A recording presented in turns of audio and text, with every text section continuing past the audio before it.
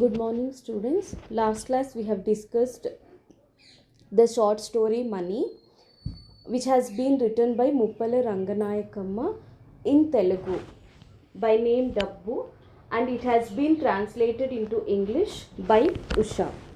So the entire story revolves around dowry system. This would-be son-in-law, prospective son in law ಅಂದರೆ ಇನ್ನೇನು ಮದುವೆ ಆಗಬೇಕಾಗಿರೋವಂಥ ಹುಡುಗ 1 crore demand ಮಾಡ್ತಾರೆ ಡೌರಿನ. ಸೊ 1 crore ಡಿಮ್ಯಾಂಡ್ ಮಾಡಿದಾಗ ಡೌರಿನ ಆ ಫಾದರ್-ಇನ್-ಲಾ ರೆಸ್ಪಾನ್ಸ್ ಹೇಗಿರುತ್ತೆ, ಅವ್ರು ಕೊಡ್ತಾರಾ ಇಲ್ವಾ, that and all are the questions. So ನಾವು ಆ್ಯಕ್ಚುಯಲ್ ಲೆಸನ್ಗೆ ಹೋಗೋಕ್ಕಿಂತ ಮುಂಚೆ ಫಸ್ಟ್ ಡೌರಿ ಸಿಸ್ಟಮಲ್ಲಿ ಏನೇನೆಲ್ಲ ಮಾಡ್ತಾರೆ, ಡೌರಿ ಸಿಸ್ಟಮ್ ಏನಕ್ಕೆ ತಗೊತಾರೆ, ಆ ರೂಲ್ ನಮ್ಮ ಸೊಸೈಟಿಯಲ್ಲಿ ಹೇಗೆ ಬಂದಿದೆ ಅನ್ನೋದು ಒಂದು ಸಲ ಚೆಕ್ ಮಾಡೋಣ. So here if you observe students, in India the marital custom of dowry is widely spread. Dowry is the transfer of wealth has from the bride side to the groom side. Bride ಅಂದರೆ ಯಾರು? ಮದುವೆ ಆಗ್ತಿರುವಂಥ ಹೆಣ್ಣನ್ನು ನಾವು bride ಅಂತ ಕರಿತೀವಿ. Bride groom ಅಂದರೆ ಆ ಹುಡುಗನ ಬ್ರೈಡ್ ಗ್ರೂಮ್ ಅಂತ ಕರಿತೀವಿ.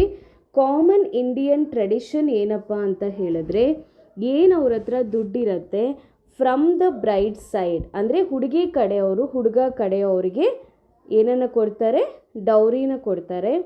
ಅದನ್ನು ಏನು ಮಾಡಿದ್ದಾರೆ ಅಂದರೆ, it has become a custom, ಒಂದು ಸಂಪ್ರದಾಯ ಅಂತ ಮಾಡ್ಕೊಂಡ್ಬಿಟ್ಟಿದ್ದಾರೆ.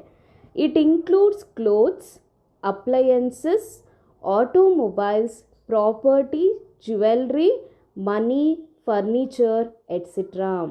ಸೊ ಏನೇನೆಲ್ಲ ಕೊಡ್ತಾರೆ ಅಂತ ಹೇಳಿದ್ರೆ, ಕ್ಲೋತ್ಸ್, ನ್ಯೂ ಕ್ಲೋತ್ಸ್, ಹೊಸ ಬಟ್ಟೆ ಆಗ್ಬೋದು. ಅಪ್ಲಯನ್ಸಸ್ ಅಂದರೆ ಏನೇನು ಬೇಕು ಮನೆಗೆ, all the things they need. Automobile, sometimes ಗಾಡಿ ಇದು ಅದು ಎಲ್ಲ ಕೊಡಿಸ್ತಾರೆ. ಕೆಲವೊಂದು ಸಲ ಪ್ರಾಪರ್ಟಿ ಕೊಡ್ತಾರೆ, ಜ್ಯುವೆಲ್ರಿ, ಮನಿ ಕೊಡ್ತಾರೆ, ಫರ್ನಿಚರ್ ಎಲ್ಲನೂ ಸಹ ಇದೆ ಅಂತಲ್ಲ, ಇನ್ನು ಬೇರೆ ಬೇರೆ ಕೊಡ್ತಾರೆ from the side of the bride. Traditionally there have been many reasons for the establishment of this technique. It was a sort of inheritance for the bride since all the family property was inherited by men. So actually ಇದನ್ನು ಹೇಗೆ start ಮಾಡಿದ್ರು ಅಂದರೆ, ಅಪ್ಪನಿಗೇನಾದರೂ property ಇದ್ದರೆ the entire property goes to the sons, ಆ ರೀತಿ ಆಗತ್ತೆ. So ಮಗಳಿಗೆ ಅಂತ ಏನೂ ಕೊಡಲ್ಲ, ಮದುವೆಗಾದರೂ ಇಷ್ಟು ಅಂತ ಖರ್ಚು ಮಾಡಬೇಕು ಅಂತ ಇದನ್ನು ಸ್ಟಾರ್ಟ್ ಮಾಡಿದ್ರು. ಯಾವಾಗ? ಹಳೆ ಕಾಲದಲ್ಲಿ. It was supposed to be the security for the bride in case any misfortune befell her husband's house. So ಮದುವೆ ಆದಮೇಲೆ ಏನಾದರೂ ಅವ್ರಿಗೆ ನಷ್ಟ ಆಯಿತು, ಲಾಸ್ ಆಯಿತು ಗಂಡಿನ ಕಡೆ ಅವ್ರಿಗೆ, ಆವಾಗ ಇವ್ರನ್ನೇನು ಅನ್ನಲ್ಲ, ಒಂದು ಲಕ್ ಥರ ದುಡ್ಡು ಕೊಟ್ಟು ಕಳಿಸೋಣ, ಅವ್ರಿಗೇನಾದರೂ ಕಷ್ಟ ಇದ್ರೇನು ಈ ದುಡ್ಡು ಹೆಲ್ಪ್ ಆಗುತ್ತೆ ಅನ್ನೋ ಒಂದು ಇಂಟೆನ್ಷನಿಂದ ಡೌರಿ ಸಿಸ್ಟಮನ್ನು ಸ್ಟಾರ್ಟ್ ಮಾಡಿದ್ರು. It was also a system of honouring the groom for his willingness to accept the bride as his wife in marriage. And the gifts given could range from anything significant to even a small token of good wishes. So ಏನಕ್ಕೆ ಕೊಡ್ತಿದ್ದಾರೆ ದುಡ್ಡನ್ನು, ವರದಕ್ಷಿಣೆಯನ್ನು ಅಂತ ಹೇಳಿದ್ರೆ, it is giving respect to the groom. ಗಂಡ ಯಾರು ಆಗ್ತಿದ್ದಾರೆ ಆ ಗಂಡಿನ ಕಡೆಯವ್ರಿಗೆ ರೆಸ್ಪೆಕ್ಟ್ ಕೊಡಬೇಕು, ಆ ಹುಡುಗಾಗೆ ರೆಸ್ಪೆಕ್ಟ್ ಕೊಡಬೇಕು. ಯಾಕಂದರೆ ಅವ್ರ ಮಗಳನ್ನು ಮದುವೆ ಆಗ್ತಿದ್ದಾರೆ ಅಂತ ಹೇಳಿ ಅವ್ರ ಹತ್ರ ಇರೋ ದುಡ್ಡನ್ನು ಅವರು ಗಿಫ್ಟ್ ರೂಪದಲ್ಲಿ ಕೊಡೋಕ್ಕೆ ಸ್ಟಾರ್ಟ್ ಮಾಡಿದ್ರು. However the greed for dowry has affected most ordinary families in India. This menace is the root cause of almost all violence against a married women. So ದುಡ್ಡು ಇರೋರು ಗಿಫ್ಟ್ ರೂಪದಲ್ಲಿ ಕೊಡೋಕ್ಕೆ ಸ್ಟಾರ್ಟ್ ಮಾಡಿದ್ರು. So ಚೆನ್ನಾಗಿ ದುಡ್ಡಿರೋರು they do not have any problem in giving dowry, but the people who do not have money, those who belong to poor families, they felt very difficult to give dowry to the people. This menace is the root cause of almost all violence against married women. Nowadays ತುಂಬ ನಾವು dowry harassment ಕೇಸಸನ್ನು ನೋಡ್ತೀವಿ. ಯಾಕೆ ಯಾರಿಂದ ಇದಾಗಿದೆ ಅಂದರೆ ಬಿಗಿನಿಂಗಿಂದ ಈ tradition ಅಂತ ಏನು ತಗೊಂಡು ಬಂದಿದ್ದಾರೆ ಅಂಥವ್ರಿಂದ ಇವಾಗಿರೋರಿಗೆ still they are suffering because of that reason. In most cases after marriage, the problem of dowry will arise. If the wife isn't ready to provide all which her husband and in-laws demand, her life within the groom's house become miserable. She will be treated cruelly and in some cases she may lose her life.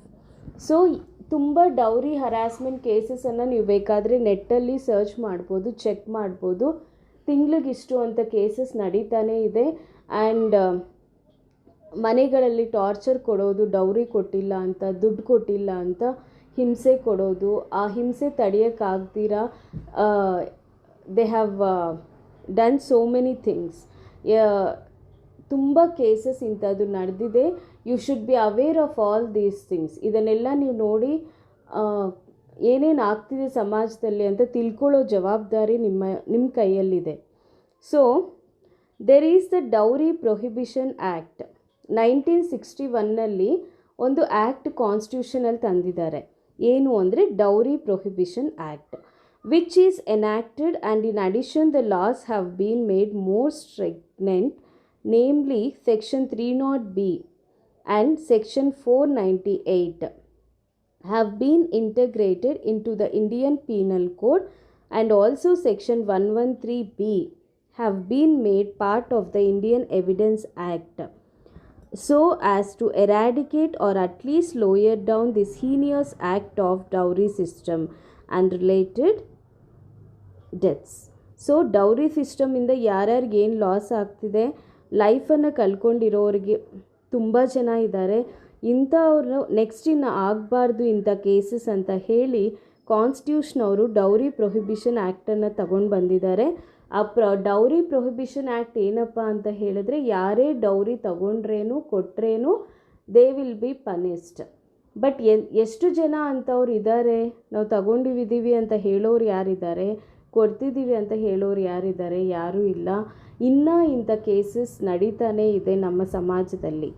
So here what Mahatma Gandhi says, any Young man who makes dowry a condition to marriage discredits his education and his country and dishonors womanhood. So ಯಾರು ಡೌರಿಯನ್ನು ತಗೊತಾರೆ, ಯಾರೇ ಒಂದು Young man ಆಗ್ಬೋದು, ಆ ತಗೊಳ್ಳೋರು he is ಡಿಸ್ಕ್ರೆಡಿಟಿಂಗ್ his education, ಅಂದರೆ ಅವರ ಎಜುಕೇಷನ್ಗೆ ಬೆಲೆ ಇಲ್ಲ, ಅವನು ಎಷ್ಟೇ ಓದಿದ್ರೇನು ಏನೂ ಪ್ರಯೋಜನ ಇಲ್ಲ. ಮತ್ತು he is not giving respect to his country and he is dishonouring womanhood, ಅಂದರೆ ವುಮನ್ಹುಡ್ಡನ್ನು ಹೆಣ್ಗಳಿಗೆ ಮರ್ಯಾದೆ ಕೊಡ್ತಿಲ್ಲ ಅವನು. Dowry or dahej, one of the deep-rooted social evils, is flourishing in our society at an unprecedented rate. So dowry system ಯಾವ ರೇಟಲ್ಲಿ ಹೋಗ್ತಿದೆ ಅಂತ ಹೇಳಿದರೆ ನಾವು ಹೇಳೋಕ್ಕಾಗಲ್ಲ. ಅಷ್ಟು ಫಾಸ್ಟಾಗಿ ಎಲ್ಲಿ ಯಾವ ಕಡೆ ನೋಡಿದ್ರೇನು you have so many cases. There is no denying the fact that modern citizens condemn it. Yet this practice varies according to the region, caste and creed. ಒಂದೊಂದು ಸ್ಟೇಟಲ್ಲಿ ಒಂದು ಟ್ರೆಡಿಷನ್ ಇರುತ್ತೆ, ಕಸ್ಟಮ್ಸ್ ಇರುತ್ತೆ, ಅದರ ಪ್ರಕಾರ they go on taking dowry. So main reasons ಏನಪ್ಪ dowry ತಗೊಳ್ಳೋದಕ್ಕೆ ಅನ್ನೋದು ನಾವು ನೋಡೋಣ. Although it is difficult to determine the exact cause, here is a tentative list of responsible factors. First and foremost thing is greed factor. Greed ಅಂದರೆ ಇನ್ನೂ ಬೇಕು, ಇರೋದು ಸಾಲದು, ಇನ್ನೂ ಬೇಕು ಅನ್ನುವಂಥ ಗ್ರೀಡಿ ನೇಚರಿಂದನೂ ಸಹ ಡೌರಿ ಸಿಸ್ಟಮ್ ಅನ್ನೋದು ಬಂತು. ಪೇಟ್ರಿಯಾರ್ಕಲ್ ಸೊಸೈಟಿ ಅಂದರೆ ಏನು? ಮೇಲ್ ಡಾಮಿನೇಟೆಡ್ ಸೊಸೈಟಿ, ಅಂದರೆ ಮೆನ್ನೇ ಪ್ರಧಾನ ಸಮಾಜದಲ್ಲಿ. ವಿಮೆನ್ಗೆ ಯಾವುದೇ ಒಂದು ರೀತಿಯಾಗಿರುವಂಥ ಹಕ್ಕಿಲ್ಲ, ಒಂದು 4 ವಾಲ್ಸ್ ಮಧ್ಯದಲ್ಲಿ ಇರಬೇಕು. She is treated like a commodity. Marriage ಮದುವೆಯಲ್ಲಿ ಹೇಗೆ ಹೆಣ್ಣನ್ನು ಟ್ರೀಟ್ ಮಾಡ್ತಾರೆ, ಒಂದು ಕಮಾಡಿಟಿ ಥರ ಟ್ರೀಟ್ ಮಾಡಿ ಇಷ್ಟು ಕೊಡ್ತೀವಿ ದುಡ್ಡನ್ನು, ಅಷ್ಟು ಕೊಡ್ತೀವಿ ಅಂತ ಮಾತಾಡೋದು, ಆ ರೀತಿ ನಡೀತಾ ಇದೆ. ರಿಲಿಜಿಯಸ್ ಕನ್ಸ್ಟ್ರೈಂಟ್, ಅಂದರೆ ನಮ್ಮ ರಿಲಿಜಿಯನ್ನಲ್ಲಿ ಈ ಕಲ್ಚರ್ ಇದೆ, ನಾವು ಕೊಡಲೇಬೇಕು ಗಂಡಿನ ಕಡೆಯವ್ರಿಗೆ, ಈ ರೀತಿ ಒಂದು ರಿಜಿಡ್ ರೂಲ್ಸು ರೆಗ್ಯುಲೇಷನ್ಸಿಂದನೂ ಈ ರೀತಿ ನಡೀತಾ ಇದೆ ಸಮಾಜದಲ್ಲಿ. Constraints related to caste and creed, ನಮ್ಮ ಕಾಸ್ಟಲ್ಲಿ ಇಷ್ಟು ಕೊಡ್ತೀವಿ, ನಿಮ್ಮ ಕಾಸ್ಟಲ್ಲಿ ಇಷ್ಟು ಕೊಡ್ತೀವಿ, ಕಾಸ್ಟು ಸಹ it varies. Lack of formal education, uneducated illiterate people, ಓದ್ದಿರಾ ಇರೋರು ಅನ್ಎಜುಕೇಟೆಡ್ ಪೀಪಲಿಂದನೂ ಈ ರೀತಿ ಆಗ್ತಿದೆ. ಹಂಗಂತ ಎಜುಕೇಟೆಡ್ ಪೀಪಲ್ ಎಲ್ಲನೂ ಡೌರಿ ತಗೊಳ್ಳಲ್ಲ ಅಂತಲ್ಲ, ಅಂಥವರು ಇದ್ದಾರೆ. Next is conservative thinking. Conservative thinking ಅಂದರೆ ನ್ಯಾರೋ ಥಿಂಕಿಂಗ್, ಅಂದರೆ ಬ್ರಾಡಾಗಿ ಯೋಚನೆ ಮಾಡೋವಂಥ ಶಕ್ತಿ ಇಲ್ಲ, ತುಂಬ ನ್ಯಾರೋ ಆಗಿ ಯೋಚನೆ ಮಾಡೋರು, ಅಂಥವರಿಂದ ಇದೆಲ್ಲ ಆಗ್ತಿರೋದು. Desire to flaunt social status, so ಮದುವೆಯಿಂದ ಸೋಷಿಯಲ್ ಸ್ಟೇಟಸನ್ನು ಬೆಳೆಸ್ಕೋಬೇಕು ಅನ್ನೋ ಒಂದು ಉದ್ದೇಶ. ಮದುವೆ ಆದರೆ ಕ್ರೋರ್ಸ್ ಬರುತ್ತೆ, ಲ್ಯಾಕ್ಸ್ ಬರುತ್ತೆ, ಓವರ್ನೈಟ್ ಶ್ರೀಮಂತರಾಗ್ಬಿಡಬೇಕು, ಇಂಥ ಒಂದು ಇದರಿಂದನೂ ಸಹ ಡೌರಿಯನ್ನು ತಗೊಳ್ಳೋಕ್ಕೆ ಸ್ಟಾರ್ಟ್ ಮಾಡಿದ್ದಾರೆ.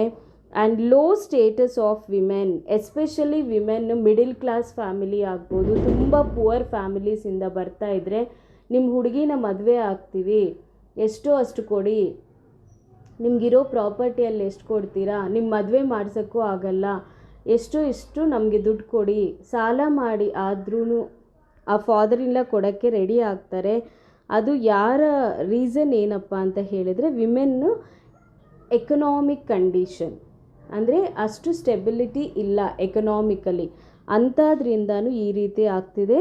And false sense of prestige, false sense of prestige ಅಂದರೆ ಜಾಸ್ತಿ ದುಡ್ಡು ಕೊಟ್ಟು ಮದುವೆ ಮಾಡಿಸಿದ್ರೇ, ಇಲ್ಲ ಲಕ್ಷಾಂತರ ರೂಪಾಯಿ ಖರ್ಚು ಮಾಡಿ ಮದುವೆ ಮಾಡಿಸಿದ್ರೇ ನಮ್ಮ ಸ್ಟೇಟಸ್ಸು, ಇಲ್ಲ ರಿಚ್ಚಾಗಿ ಹಂಗೆಲ್ಲ ಇದೆ ಅಲ್ವ ಇವಾಗ ಸಮಾಜದಲ್ಲಿ. ಒಳ್ಳೆ ಇವಾಗ 1 lakh 2 lakhs ಚೌಲ್ಟ್ರಿಗೆ ಖರ್ಚು ಮಾಡೋದು, ಬಫೆ ಸಿಸ್ಟಮ್ ಅಂತ ಇಡೋದು, ಲಕ್ಷಾಂತರ ರೂಪಾಯಿ they are ready to pay money. So ಇಂಥ ಒಂದು ಫಾಲ್ಸ್ ಪ್ರೆಸ್ಟೇಜಿಂದನೂ ಡೌರಿ ಸಿಸ್ಟಮ್ಮು ಸ್ಟಾರ್ಟ್ ಆಯಿತು. ಇಲ್ಲಿಟ್ರಸಿ ಆ್ಯಂಡ್ ಇಗ್ನೋರೆನ್ಸ್, ಓದೋಕ್ಕೆ ಬರೆಯೋಕ್ಕೆ ಬರಲ್ಲ ಮತ್ತು ಮೂಢನಂಬಿಕೆಗಳಿಂದ ಇದೆಲ್ಲ ಆಗ್ತಿದೆ. And lack of knowledge about anti dowry loss, ತುಂಬ ಜನಕ್ಕೆ ಡೌರಿ ಲಾಸ್, ಆ್ಯಂಟಿ ಡೌರಿ ಲಾಸ್ ಗೊತ್ತಿಲ್ಲ, ಅದರಿಂದನೂ ಹೀಗೆಲ್ಲ ನಡೀತಾ ಇದೆ. ಏನಕ್ಕೆ ನಾನು ಇಷ್ಟೆಲ್ಲ ನಿಮ್ಗೆ ಈ ಕ್ಲಾಸಲ್ಲಿ ಹೇಳಿದ್ದೀನಿ ಅಂತ ಹೇಳಿದ್ರೆ, ನೀವು ಫಸ್ಟು ಡೌರಿ ಅಂದರೆ ಏನು ಅಂತ ಕ್ಲಿಯರಾಗಿ ನೀವು ತಿಳ್ಕೊಂಡ್ರೆ ಲೆಸನ್ ಇನ್ನೂ ತುಂಬ ಚೆನ್ನಾಗಿ ಅರ್ಥ ಆಗುತ್ತೆ. ಯಾಕೆ ಅಂದರೆ ನಿಮಗೆ ಲೆಸನಲ್ಲಿ ಮೇಯ್ನ್ ಇರೋದು the main character of the story, son in law and his wife. Son in law ಎಷ್ಟು ಡಿಮ್ಯಾಂಡ್ ಮಾಡ್ತಾರೆ ಮದುವೆಗೆ, 1 crore ರೂಪಾಯಿ ಡಿಮ್ಯಾಂಡ್ ಮಾಡ್ತಾರೆ. ಅದಕ್ಕೆ father in law is also ready to give. So ಕೊಡ್ತಾರ ಆ 1 crore, ಮದುವೆ ಆಗುತ್ತಾ ಆಗಲ್ವಾ ಅನ್ನೋದು ನಾವು ನೆಕ್ಸ್ಟ್ ಕ್ಲಾಸಲ್ಲಿ ಡಿಸ್ಕಸ್ ಮಾಡೋಣ. ಓಕೆನಾ ಸ್ಟೂಡೆಂಟ್ಸ್? Thank you.